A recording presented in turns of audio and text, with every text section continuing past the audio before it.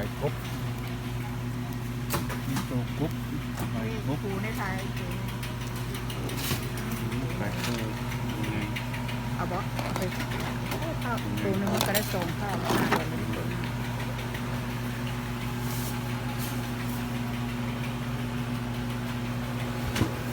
ปูมีตัวปลาขายปลาปลาสุด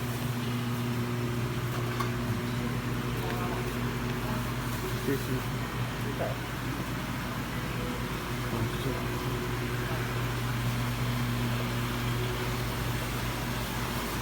มีไข่กุ้งมีกุ้ง